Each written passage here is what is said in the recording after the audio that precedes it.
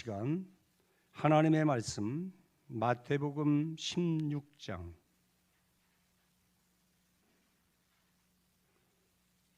13절부터 17절까지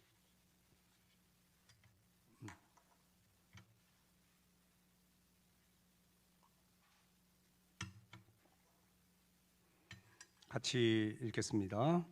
예수께서 빌립보 가이사라 지방에 이르러 제자들에게 물어 이르시되 사람들이 인자를 누구라 하느냐? 이르되 더러는 세례 요한, 더러는 엘리야, 어떤 이는 예레미야나 선지자 중에 하나라 하나이다. 이르되 너희는 나를 누구라 하느냐? 시몬 베드로가 대답하여 이르되 주는 그리스도시요 살아계신 하나님의 아들이시니이다. 예수께서 대답하여 이르시되 바요나 시몬아, 내가 복이 있도다. 이를 내게 알게 한 이는 혈육이 아니요 하늘에 계신 내 아버지시니라. 아멘. 한 번 더 곁에 계신 분들하고 사랑의 인사 나누시죠. 잘 오셨습니다. 은혜 받으세요.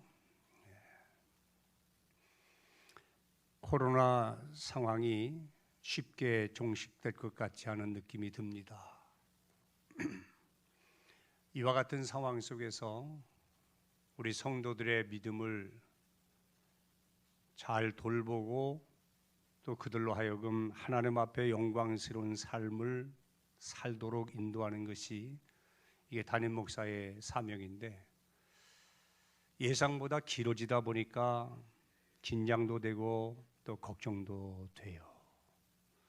어느 분들은 이와 같은 상황 속에서 세파에 전혀 영향을 받지 않고 오히려 자기 믿음을 더 견고하게 세워가는 분들도 계시고, 또 어느 분들은 예전처럼 아무 일 없는 것처럼 그냥 묵묵히 신앙생활 하시는 분들도 계셔요. 그러나 초신자들 상당수는 이미 넘어졌고 신앙생활을 중단했고, 또 일부의 성도들은 예배생활과 경건생활이 상당히 약해진 것이 현실입니다.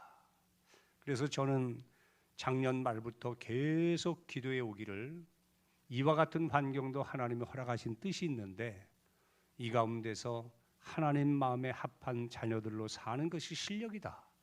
그렇다면 우리 성도들을 어떻게 이끌어가야 할까? 메시지의 방향을 어디에다 설정하고 선포해야 될까? 그런 고민을 참 많이 했어요. 기도하면서. 그러면서 담임 목사가 내린 결론은 뭔가 하면 기본기에 충실하자는 거였어요. 기본기에 충실하자. 그래서 연초에 8회에 걸쳐서 주기도문 강해를 했고, 또 오늘부터 한 10여 회에 걸쳐서 사도신경 강해를 하게 됩니다.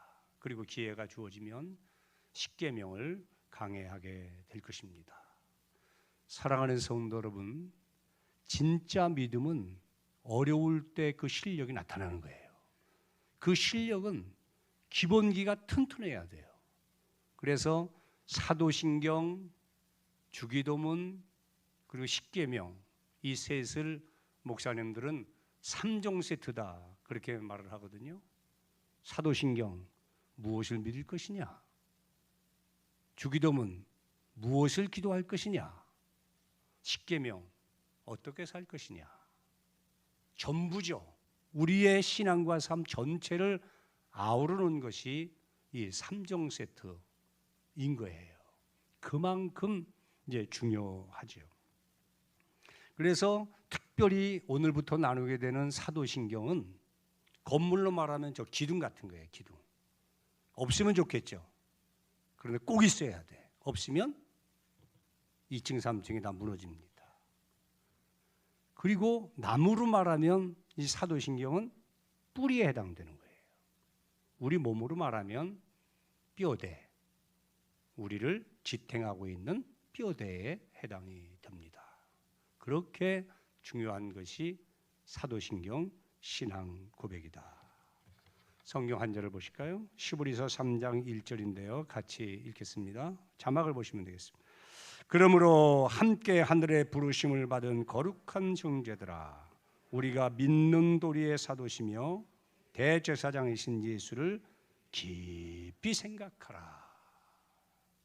믿는 도리의 사도시며, 여기 믿는 도리, 호올로기아라는 이 헬라어는 고백하다, 공인하다, 인정하다, 그런 뜻을 가지고 있는데, 이 히브리서 3장 1절에서는 신앙 고백이라는 뜻을 가지고 있는 겁니다.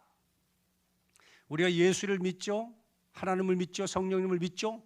믿는 것으로 끝이 아니라 그 사실을 고백해야 된다는 거예요. 고백할 때에 그것이 하나님 앞에 영광이 된다 그랬습니다. 그 고백서가 사도신경이에요. 우리가 신학교에 입학을 하게 되면 조직신학이라고 하는 아주 방대한 과목을 공부하게 됩니다. 3년여 동안 공부하는데 너무나 그 범위가 넓기 때문에 8과목으로 나누어요. 서론, 실론, 인재론, 그리고 기독론, 구원론, 그리고 성령론, 교회론, 그리고 말세론, 이렇게 나누거든요.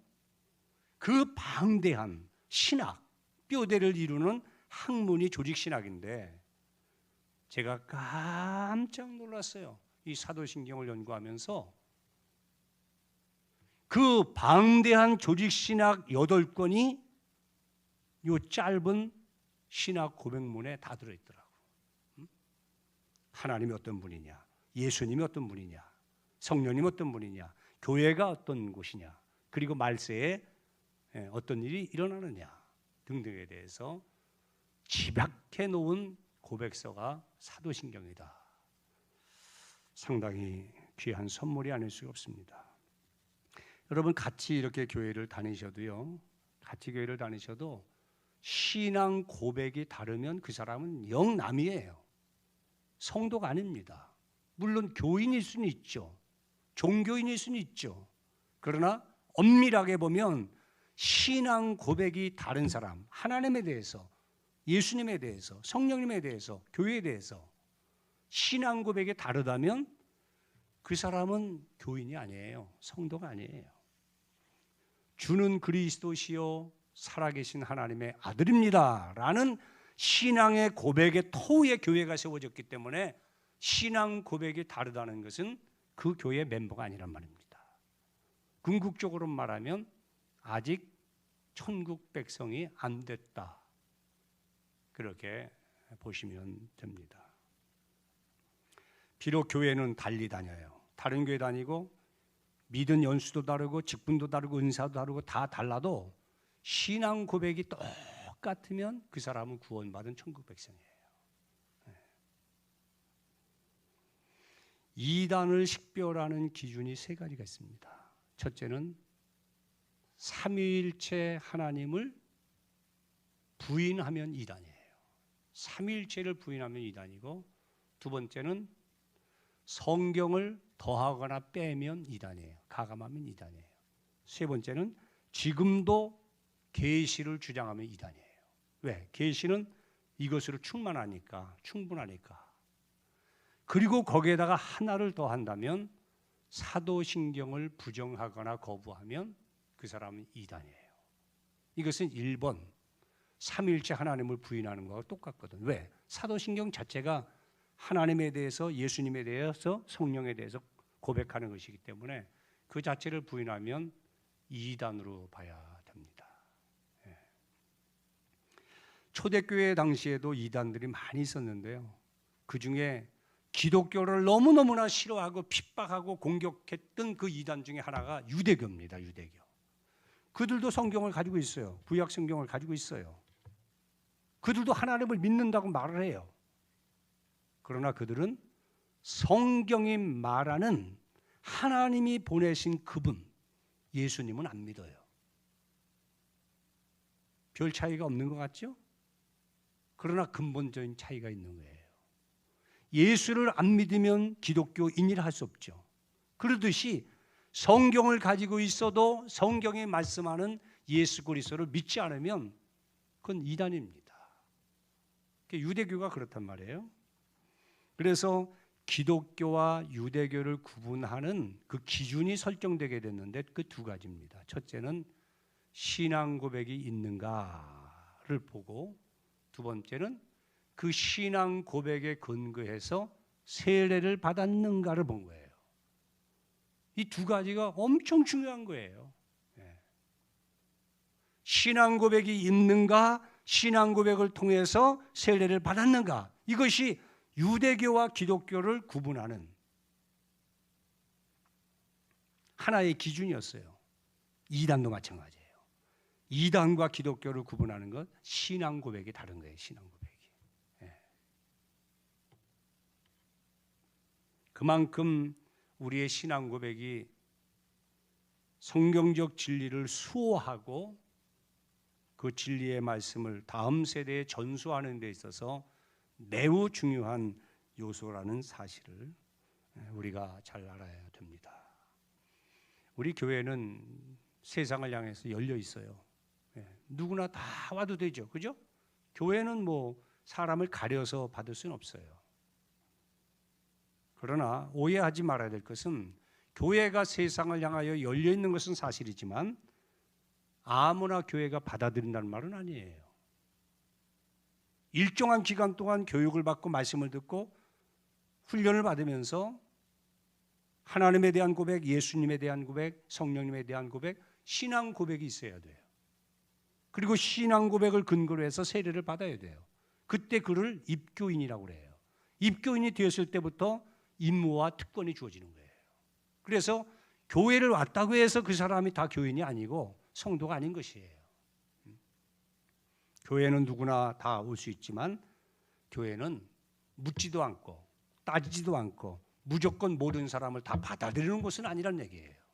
신앙 고백이라는 기준과 세례라는 기준을 통해서 그 사람들이 걸러진다는 것을 우리가 알아야 됩니다. 자, 신앙 고백이 왜 필요한가? 좀 더 구체적으로 첫째는 하나님이 원하셔요. 우리의 신앙 고백을 하나님이 원하셔요. 오늘 본문이 빌립보 가이사라 그렇게 되어 있는데 우리에게는 가이사라 빌립보 이렇게 더 익숙해 있죠. 이 가이사라 빌립보에 보는 옛날의 이름은 파이네스라는 이름이에요. 파네아스 정확히는 파네아스인데 헤롯 대왕의 아들이 헤롯 빌립입니다. 그 사람이 정권을 쥐고 있으면서 로마 제국의 환심을 사기 위해서 그 지역을 개발을 해요. 그리고 확장 정비를 합니다. 그런 다음에 그 도시 이름을 파네아스에서 자기 이름 빌립과 가이사 왕자의 가이사의 이름을 붙여가지고 가이사라 빌립보 그렇게 개명을 하게 됩니다. 그래서 적어도 이 가이사라 빌립보 지역에서만큼은 가이사 황제가 하나님이에요. 거기서는 다른 신을 말할 수가 없어요. 다른 주를 고백할 수가 없어요. 그런데 예수님께서 그 지역, 그 도시 한복판에서 제자들에게 사람들이 인자를 누구라 하느냐 그렇게 물으시죠. 그때 제자들은 각자 자기가 들은 대로 세례 요한이라고 하던데요. 또 어떤 사람은 또 엘리야라고도 하고 어떤 사람은 예레미야나 어떤 다른 선지자가 아니냐 그렇게 말을 합니다. 했는데 예수님 얼굴 보니까 기분이 별로 안 좋으셔요. 왜요? 틀린 바르지 않은 고백이니까 기뻐하실 일이 없죠. 그리고는 예수님께서 제자들에게 너희는 나를 누구라 하느냐 그렇게 물으셔요. 이 말이 뭐죠? 너희는 나를 누구라 하느냐 이 말은 너희는 나를 누구로 믿느냐 하는 말이에요. 너희는 나를 어떤 사람으로 믿고 고백할 수 있냐 그렇게 물으신 거죠. 베드로가 주는 그리스도시요 살아계신 하나님의 아들이십니다. 얼떨결에 고백을 해요. 그런데 예수님이 그 고백을 듣고 성경에 찾아보기 어려울 정도로 너무너무 기뻐하시면서 바요나 시몬아 내가 복이 있도다. 자 여러분 보세요. 바른 신앙의 고백을 가린 사람은 복 받은 사람이에요. 응? 복이 있다. 이를 내게 알게 한 이는 혈육이 아니고 하늘에 계신 내 아버지시다. 그렇게 말씀하셨어요. 그 정도로 우리가 바른 신앙의 고백을 하면 우리 자신을 복받을 뿐 아니라 하나님이 기뻐하시고 예수님이 영광을 받으시는 겁니다. 그 다음에 두 번째, 바른 신앙 고백을 가지고 있으면 흔들리지를 않아요. 요즘 여러분 이단들이 얼마나 많습니까? 이단들이 하는 말을 정상적인 그리스도인들이 들으면 황당무계해요. 말 같지도 않아요. 그런데 안타까운 것은 말 같지 않은 말을 듣고 따라가는 사람이 있단 말이에요. 말도 안 되는 말을 듣고 교회를 버리고 이단의 소굴로 들어가는 사람이 있단 말입니다. 왜 그럴까요? 자신의 신앙 고백이 없는 거예요. 하나님에 대한 신앙 고백, 예수님에 대한 신앙 고백, 성령에 대한 신앙 고백, 이것이 분명하면 어디에 이만희가 들어가고 어디에 박대선이가 들어가고 어디에 문선명이 들어갈 수 있습니까? 들어갈 자리가 있어요? 없어요. 그런데 이 신앙의 고백이 확실치 않다 보니까 치고 들어오면 그런가? 뭐 이만희가 보혜사래, 이만희가 뭐 이긴 자래, 그런가? 해가지고 따라가는 거예요. 얼마나 많은 그리스도인들이 불행의 길로 빠져들었습니까? 그 이유는 확실한 신앙 고백이 없다는 거예요. 사도신경 이 한 편만 확실히 믿고 고백할 수 있어도 그들은 그 소굴로 들어가지 않았을 거예요.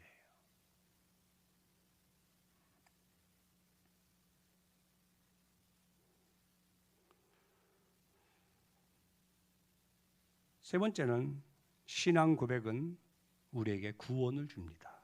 로마서 10장 9절 10절 같이 보실까요? 내가 만일 내 입으로 예수를 주로 시인하며 또 하나님께서 그를 죽은 자 가운데서 살리신 것을 내 마음에 믿으면 구원을 받으리라. 사람이 마음으로 믿어 의에 이르고 입으로 시인하여 구원에 이르느니라. 여러분 9절 10절인데 9절은요 입으로 시인하는 게 먼저 나와요. 그리고 마음으로 믿으면 구원받는다. 10절은 바꿔서 사람이 마음으로 믿어야 되고 입으로는 시인해야 된다. 고백해야 된다. 여러분 예수를 믿으면 구원받습니다.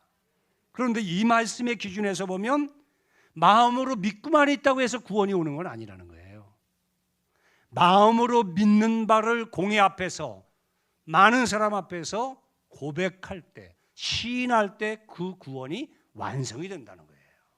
그래서 온전한 구원은 믿는 것과 믿는 바를 고백할 때 이루어진다는 거예요. 이만큼 신앙의 고백이 중요하다는 말씀이에요.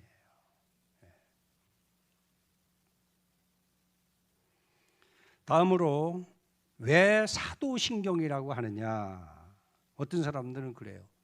사도들이 썼기 때문이다. 사도들이 만들었기 때문이다. 그건 아니에요. 사도들이 세상을 떠난 다음에 만들어진 거거든요.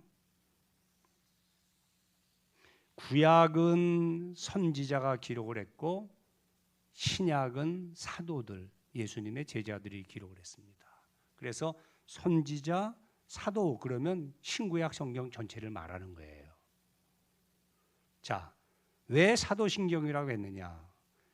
베드로 후서 1장 21절에 보면 이 성경은 성령의 감동을 받은 사람들이 하나님께 받아서 말한 것이다 그랬어요. 성경은 어떤 제자들이 머리를 짜내가지고 자기 생각으로 기록한 것이 아니에요. 성령이 이끄시는 감동을 따라 하나님이 부어주시는 영감을 따라서 그걸 기록한 거예요. 그게 성경이잖아요. 그렇기 때문에 성령의 감동을 받고 하나님의 영감을 받아서 기록된 성경, 그 성경을 바탕으로 해서 사도신경이 만들어졌기 때문에 우리는 그냥 사도신경 그렇게 이름을 붙인 거예요. 사도들이 기록한 것이 아니란 말입니다. 그러나 분명한 사실은 철저하게 사도신경은 성경을 기초로 하고 있어요. 그 내용을 보면 그렇죠. 성부, 성자, 성령 그리고 교회에 대해서 내가 이렇게 믿습니다. 고백을 합니다. 그런데 유독 성자 예수님에 대한 고백이 전체의 3분의 2를 차지해요. 그렇죠? 3분의 2가 성자 예수님에 대한 고백이에요. 이를 두고 이렇게 해석하는 분도 계세요. 성부 하나님과 성령님은 눈에 보이지 않기 때문에 쓸 게 없다는 거예요. 네? 그런데 성자 예수님은 육신으로 오셔서 33년을 사셨고 많은 사람에게 보여줬기 때문에 이런저런 내용들이 많다는 거예요. 그래서 성자 예수님에 대한 기록이 많다, 그렇게 말을 하는데 설득력이 약하죠. 사도신경 중에서 예수 그리스도와 관계된 부분이 3분의 2를 차지하는 것은 역사적인 이유 때문에 그래요. 초대교회 이후로 중세에 이르기까지 많은 신학적인 논쟁이 있었어요. 네. 끊임없이 논쟁이 있었어요. 끊임없이 다양한 논쟁이 있었어요. 성부, 성자, 성령에 대한. 그 중에서 가장 많은 논쟁의 주제가 예수님에 대한 것이었어요.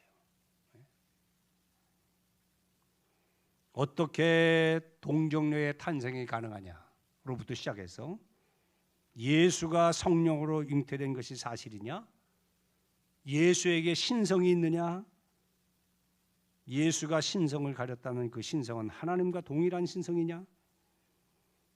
그에게 양성, 인성과 신성이 있다고 했는데 그것이 선천적이냐 후천적이냐? 예수 그리스도의 인성이 우리의 인성과 동일하냐? 그가 가진 인성과 신성은 함께 있다가 분리될 수 있는 것이냐? 또 예수 그리스도가 받은 고난이 실제적인 고난이냐, 상상적인, 가상적인 고난이냐? 예수 그리스도가 하나님이시라고 하는데 그 말이 진짜냐? 등등 해가지고 너무나 많은 논쟁들이 있었어요.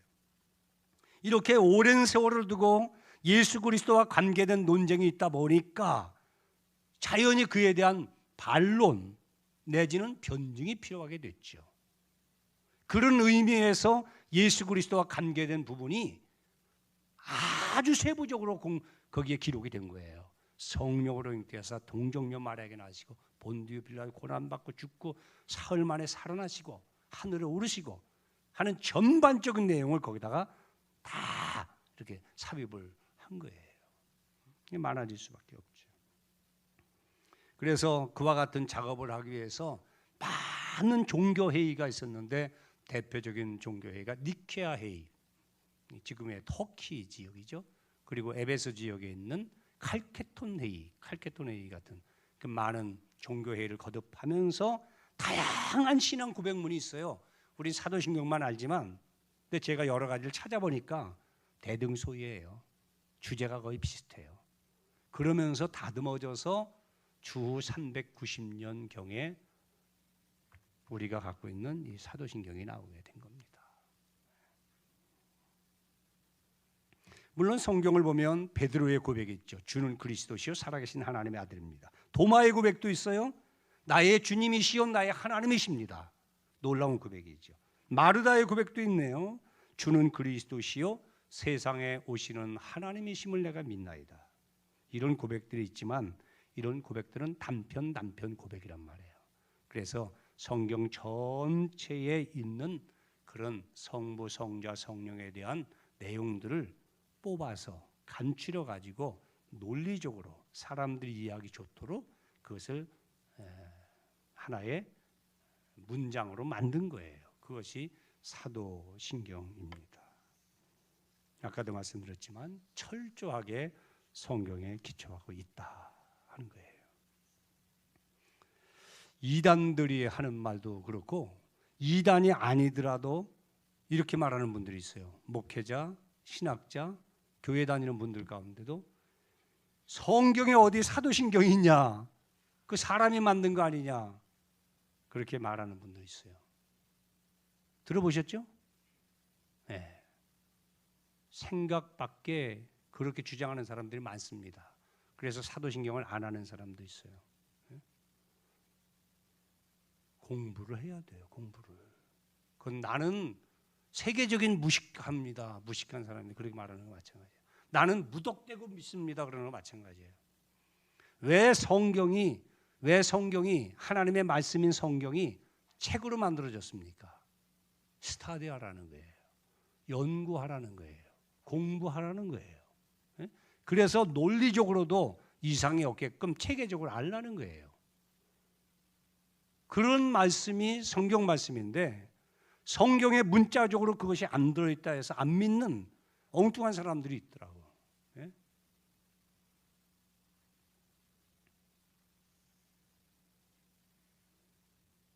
저는 개인적인 경험인데요, 가끔씩 이 신앙 고백을 하다가 울컥해요. 나 같은 죄인이 어떻게 감히 전능하신 하나님, 창조주 하나님, 그 하나님의 자녀가 돼서 하나님에 대해서 고백을 할 수 있나? 예수님에 대해서 이렇게 고백할 수 있나? 성령님에 대해서 사랑하면서 고백할 수 있나? 내가 섬기고 다니는 교회에 대해서 이렇게 고백할 수 있나? 이런 생각을 하면 가슴이 뭉클해요. 너무나 감사해요. 그 신앙의 고백에 이르게 해주신 하나님 앞에 너무 감사해요.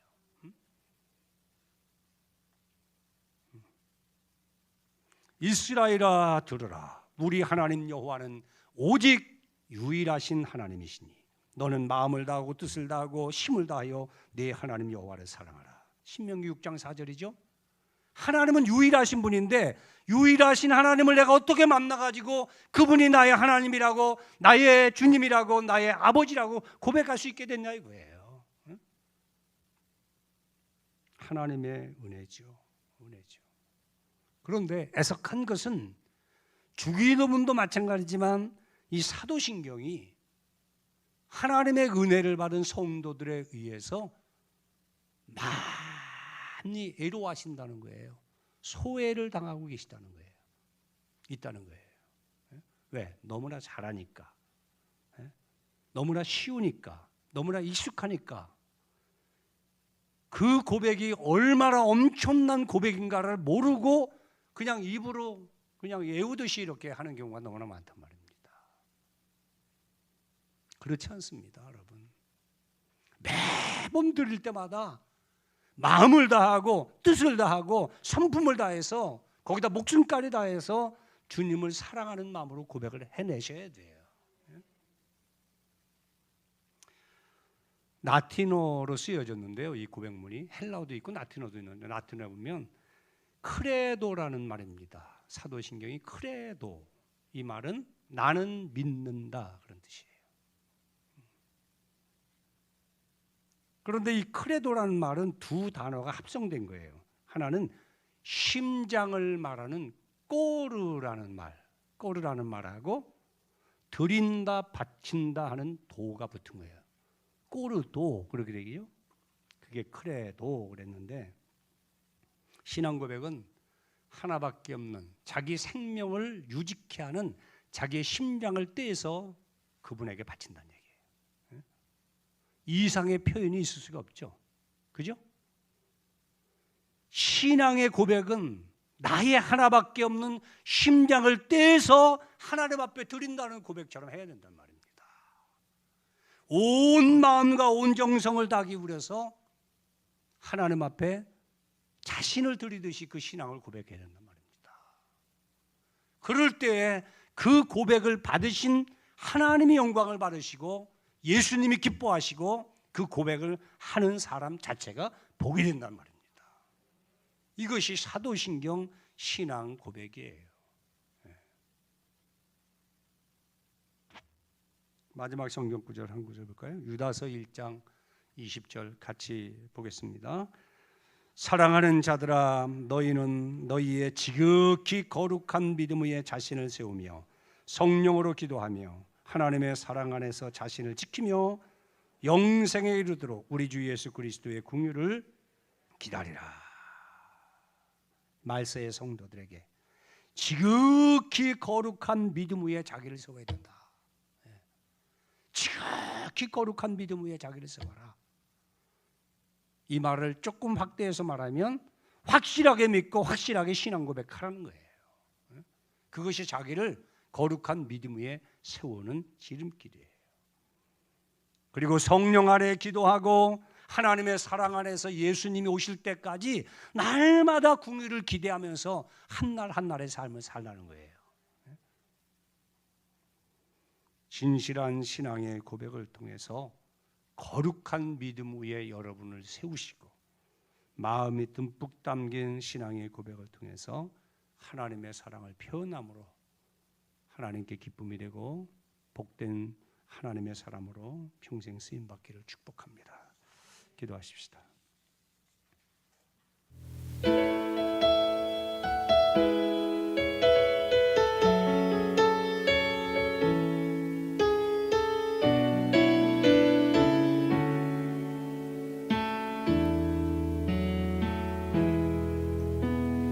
누구나 무거운 짐을 지고 가는 길 아무도 끝을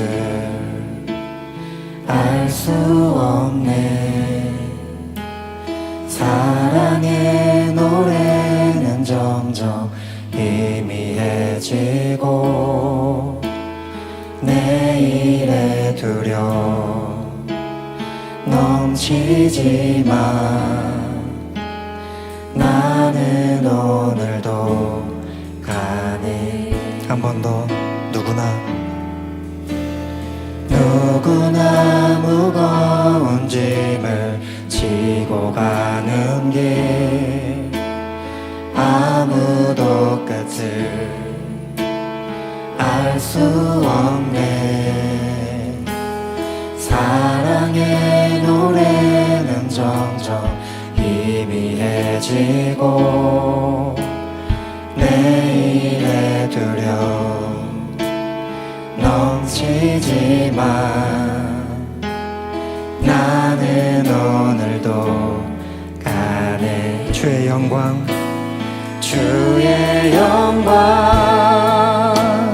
노래하리. 더 이상 나 버틸 힘이 없어도 모든 상황 끝에서 다시 설 때 알게 되리라. 크고 넓은 여호와 하나님 주의 영광 바라보리. 만군의 주 되신 나의 하나님 전능하신 주님과 동행할 때 알게 되리라. 날 만드신 사랑. 처음부터 누구나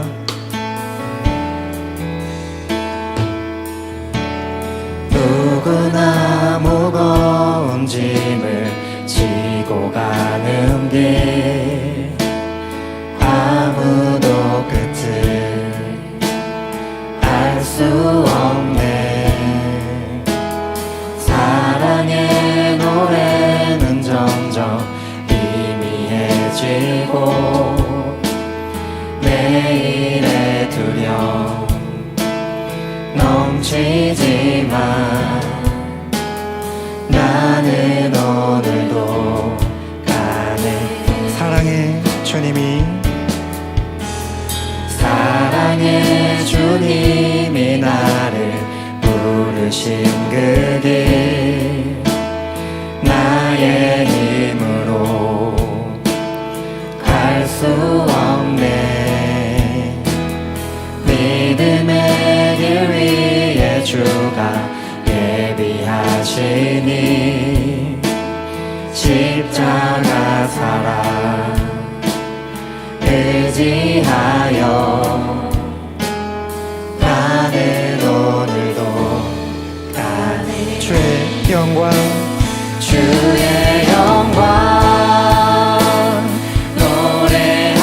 노래하리. 더 이상 나 버틸 힘이 없어도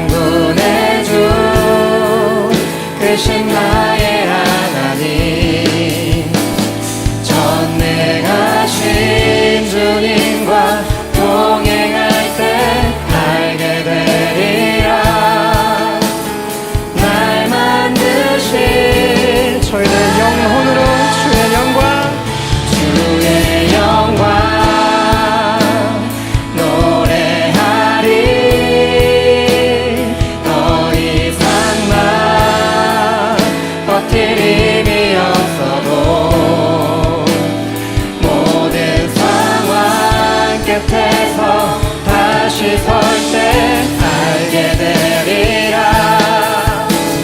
크고 넓은 여호와 하나님 주의 영광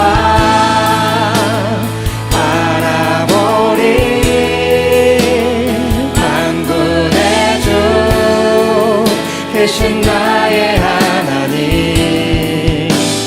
전능하신 주님과 동행할 때 알게 되리라. 날 만드신 사랑 저들의 목소리로 주의 영광 노래하리. 더 이상 나 버틸 힘이 없어도 모든 상황 끝에서 다시 설 때 알게 되리라. 크고 넓은 여호와 하나님 주의 영광 바라보리. 만군의 주 계신 나의 하나님 전능하신